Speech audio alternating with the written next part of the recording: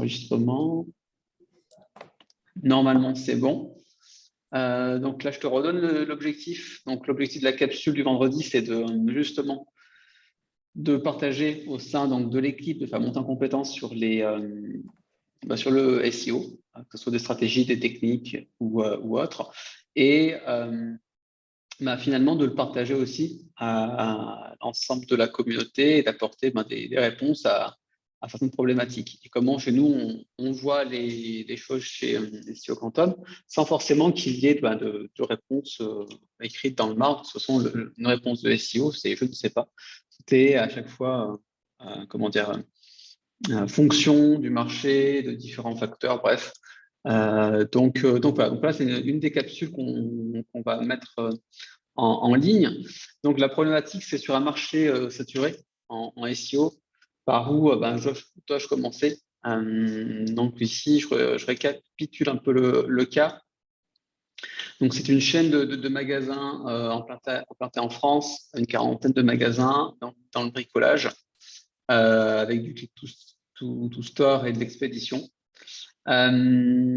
Concernant le site, il y a eu donc une refonte il y a un peu plus d'un an sur un marché qui est ultra concurrentiel, donc, le bricolage, avec des Leroy Merlin, des Mano Mano, et assez peu de contenu à destination du SEO sur le site. La problématique ici, c'est de savoir par où commencer, comment je déploie une stratégie pour être visible. L'entreprise, alors moi je pense que je commencerai par là. Alors déjà Marien, est-ce que j'ai bien résumé le cas? Est-ce que c'est par rapport au client que tu as en face? Est-ce que ça correspond à ça? Oui, oui, c'est justement, j'attendais que tu le précises, mais oui, c'était bien ça, et notamment ce que j'appelle ou ce que tu appelles le marché du SEO saturé, c'est que justement, voilà, il y a des gros acteurs qui, a priori, semblent difficiles à concurrencer, surtout dans le cas où voilà, c'est une refonte de site ou c'est un nouvel acteur. Donc, c'est vraiment ça qu'on entend que le client et que j'entends par marché SEO saturé. Donc, voilà, c'est bien résumé. Ok. Alors, comment moi j'aborderai les choses, et je pense que ce serait intéressant de partager également cette capsule aux clients, ça serait de se refocuser en fait sur l'entreprise. Quelles sont ses valeurs profondes? Qu'est-ce qui les a amenés à aujourd'hui à être présents sur ce marché? Dans l'objectif, en fait, de travailler un des éléments qui est souvent négligé, c'est la différenciation. On veut toujours faire comme la concurrence, comparer à la concurrence, faire comme les concurrents. Mais aujourd'hui, je pense qu'il faut revenir vraiment aux valeurs de l'entreprise, aux valeurs ensuite qui vont décliner sur la partie marketing et sur la partie ensuite SEO. Le SEO, c'est seulement un canal pour accentuer sur la différenciation. Est-ce que cette entreprise s'adresse plus à des professionnels, à des débutants? Est-ce que les produits, les services, les clients, quels sont les éléments finalement qui les différencient par rapport aux concurrents, que ce soit online ou offline. Je pense qu'il est important de reprendre ces bases-là, que ce soit à la fois, des fois, il faut aller gratter, quand vous avez des clients comme ça, il faut vraiment aller gratter dans l'histoire de l'entreprise, aller gratter en fait sur les notions vraiment de marketing, de communication, et pas juste rester et effleurer le SEO. Comme je le rappelle, le SEO, c'est juste un canal parmi tant d'autres. Et des fois, il fallait remettre en question le statu quo, remettre en question la stratégie de communication, et même là, des fois, la stratégie de positionnement et de stratégie d'entreprise. Donc, aller au-delà de ça et voir tout simplement qu'est-ce qui font leur différence. Ces différents éléments seront après importants pour la partie charte édito. La charte éditoriale, donc là, on va voir que dans la stratégie, on va présenter ça dans une stratégie de contenu, mais dans la stratégie de contenu, c'est comment on se différencie par rapport au reste, par rapport au marché actuel. Et ces éléments de différenciation sont vraiment importants à connaître dès le départ. C'est OK pour vous? Oui, très clair. Ouais. Très clair, et puis très intéressant justement de prendre un peu l'inverse de ce qu'on pourrait penser, se concentrer sur les autres, voir ce qu'ils font bien, ce qu'ils font pas bien, et plutôt se concentrer sur soi et voir justement où nous, on peut apporter une vraie différence de commencer, quoi. C'est vrai que généralement, on va vouloir commencer bien en tête en disant OK, liste de mots-clés, OK, qu'est-ce que fait la concurrence, quels sont les mots-clés de la concurrence. C'est quelque chose qu'il faut analyser, qu'il faut regarder. Mais avant ça, peut-être regarder nos éléments, ce qu'on a nous en interne, notre actif, avant d'aller chercher des choses et finalement se comparer à une concurrence alors qu'on a des éléments bien différenciants. Sur la partie stratégie, donc stratégie SEO et ici contenu, je vois ça de différentes manières pour ce marché-là. Donc déjà, les différents types de contenus qu'il faudra aborder, on est sur de l'informationnel, commercial et transactionnel. Donc là, on va vraiment brosser l'ensemble des types d'intentions et donc les types de contenus à produire. De l'informationnel, donc avec tout ce qui est lié au conseil. On va avoir beaucoup de conseils liés au bricolage, aux produits et comment les utiliser, comment les choisir. La partie, donc voilà, c'est ce que je disais commercial ici. Donc, ce que nous, on fait le distinguo, et dans les SEO Quantum également, on fait le distinguo entre la partie informationnelle, commerciale et transactionnelle, je rappelle. Le commercial, on sera plus sur des choses comme des comparateurs, des guides liés au choix. C'est-à-dire qu'on est déjà plus avancé dans le processus transactionnel, mais qu'on n'est pas encore prêt à passer à l'action d'achat. Et donc, on est juste avant, on va comparer par exemple deux produits.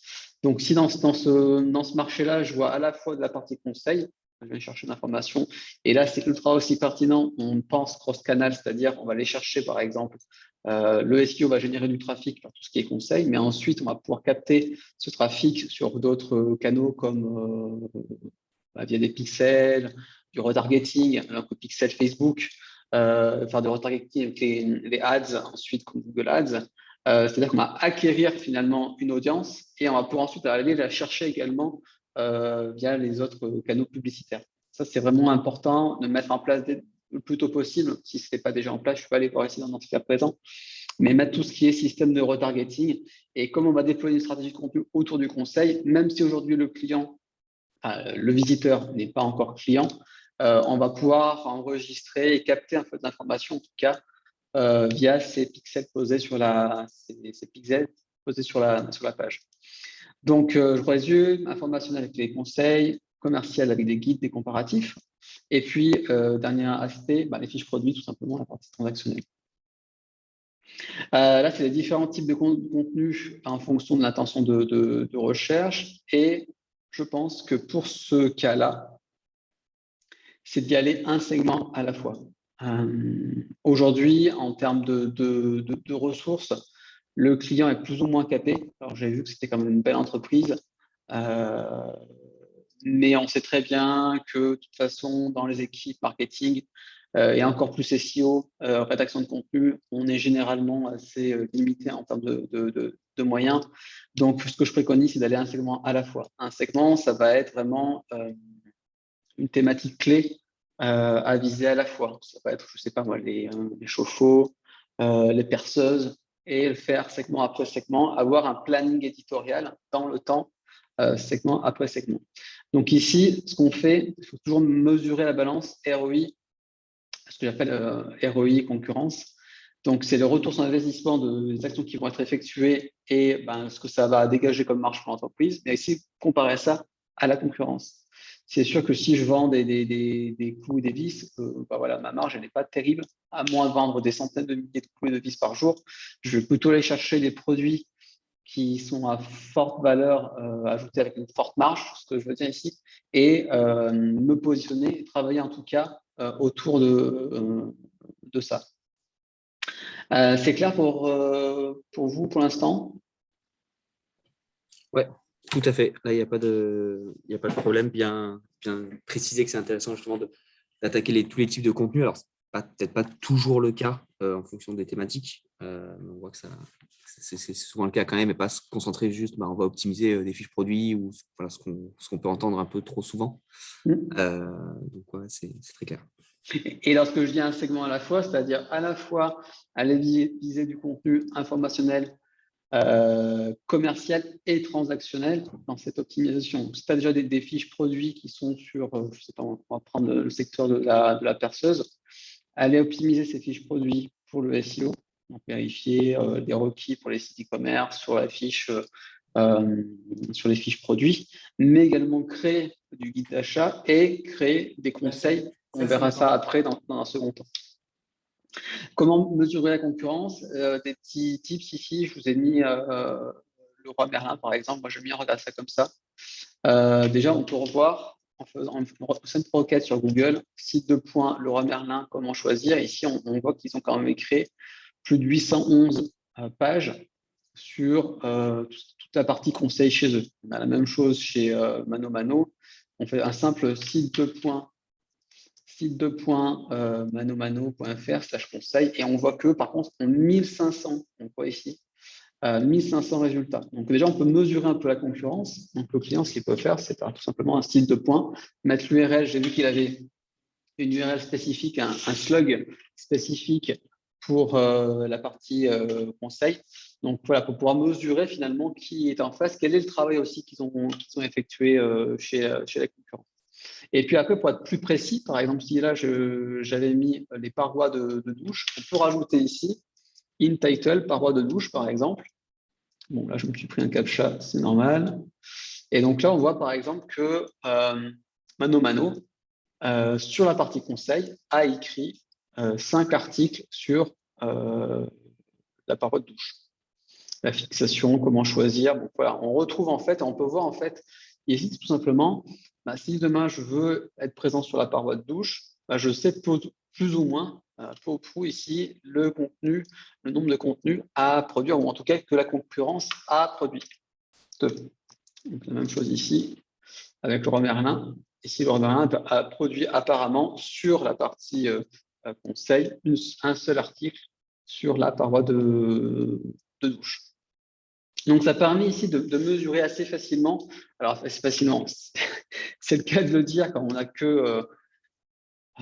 a quelques segments, quand on a quelques pages, c'est assez facile de mesurer. Mais lorsque on a des dizaines de catégories et des centaines de sous-catégories, ça devient plus compliqué. Donc là, peut-être que préconiser aux clients d'aller voir chez nous la stratégie des clusters thématiques pour pouvoir l'aider à faire ce travail. C'est bon? Ouais, moi je le fais. Ouais, c'est bon, ouais. Je le fais dans SAP, ouais. Ensuite, sur la partie création de contenu, donc ce que je dis à chaque fois, c'est de la création holistique. C'est-à-dire qu'on doit couvrir à la fois toute la thématique et couvrir l'intégralité du contenu. On reprend l'exemple de la paroi de douche. On va être sur, on peut très bien regarder ici la SERP. On va être sur comment choisir sa paroi de douche. Après, ça va aussi comment enlever, par exemple, si on a des conseils, quelle taille choisir de paroi de douche, quelle épaisseur choisir, presque quel type de fixation choisir. Là, on va couvrir l'intégralité, donc là, des notions liées au concept sémantique, par exemple, sur d'aborder de façon complète, holistique, finalement, sa thématique.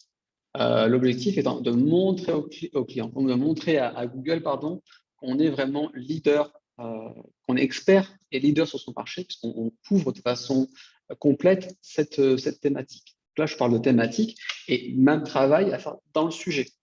C'est-à-dire quand je vais être sur comment installer une paroi de douche, il va falloir que je rentre de façon détaillée dans comment installer une paroi de douche, avec peut-être aussi des images, avoir de la vidéo, voilà, tout ce qui va pouvoir aider réellement l'internaute à réaliser cette opération ici. Quelle est l'intention, qu'est-ce qu'on veut faire l'internaute dans ce cas et comment j'y réponds dans mon contenu. Donc, c'est vraiment c'est poupées russes finalement, où j'ai toute ma thématique avec plein de poupées qui s'enchevêtrent les unes dans les autres. Et à chaque fois, je suis le plus complet possible quand je descends dans chacun des éléments. Donc là, pareil, SEO Quantum sur la partie guide rédactionnel, analyse sémantique, pour pouvoir à la fois faire la couverture thématique et aussi faire la partie aide à la rédaction, optimisation des contenus sur la couverture du sujet. Et puis pour terminer, donc une fois qu'on a rédigé plusieurs contenus autour du segment qu'on aura choisi, qu'on aura rédigé des contenus complets, il va falloir penser à la diffusion Ça, c'est quelque chose qu'on oublie souvent. 20%, je dis souvent, 20%, on dit souvent que le 20% est sur la création et 80% est sur la diffusion. J'entends par là qu'il va falloir peut-être réutiliser ce contenu pour pouvoir le diffuser sur des réseaux sociaux, pour pouvoir le diffuser dans des newsletters, pour pouvoir le diffuser, acheter aussi du backlink. Voilà, donc il va falloir nourrir tout ça, y mettre de l'engrais. C'est planter la graine avec la création du contenu, et ensuite il va falloir nourrir avec voilà, mettre des nutriments pour que la plante puisse pousser et croître ici. Donc voilà comment je vois un peu cette stratégie-là, et ensuite répéter, segment après segment, pour pouvoir aujourd'hui se positionner sur un marché quand même ultra saturé et toujours axé sur la différenciation. Est-ce que vous avez un propos plus orienté professionnel? Donc là, votre stratégie de contenu elle va pivoter sur quelque chose de plus professionnel avec du vocabulaire plus professionnel, ou est-ce que vous êtes grand public? À ce moment, quelles sont vos différenciations commerciales, produits, autres que vous pouvez introduire dans vos contenus et marquer réellement cette différenciation? Voilà, c'est tout pour moi. Est-ce qu'il y a des questions? Non, moi, ça me paraît très clair. J'ai plus qu'à me lancer dans la vente de parois de douche.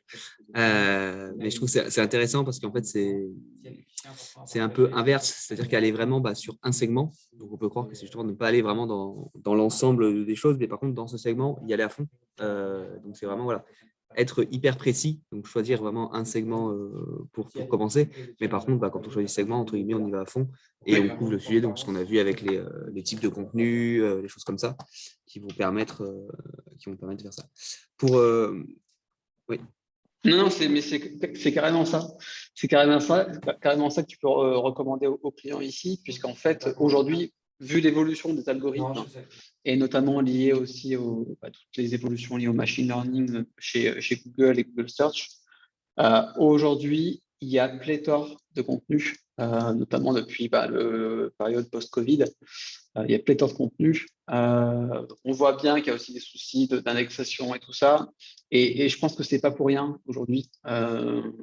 Et sauf erreur de ma part, Google maintenant commence à comprendre si la page doit être indexée ou non, juste en faisant un crawl de la page avant qu'elle rentre dans son index. Et donc, on voit dans l'évolution de ces algos que c'est vraiment d'être expert sur son sujet qui va vraiment compter. Alors, d'un point de vue algorithmique, voilà, il y a plein de façons de calculer, de voir en fait cette couverture thématique.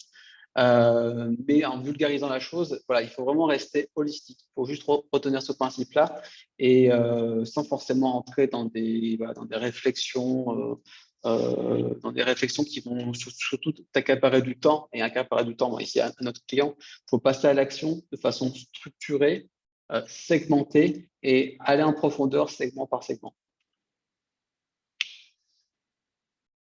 Et oui, mais je pense que c'est vraiment bien de le préciser parce que c'est vrai qu'on a tendance, on voit souvent des articles qui partent un peu dans tous les sens ou des sites qui vont vendre pas mal de choses et on va faire un article sur une thématique, un article sur une autre, etc. sans vraiment aller en profondeur et finalement, les résultats ne suivent pas forcément. Et c'est ce qu'on comprend pourquoi ici, quoi. Carrément. Est-ce qu'il y a d'autres éléments? Non, pour moi, c'est clair. Peut-être juste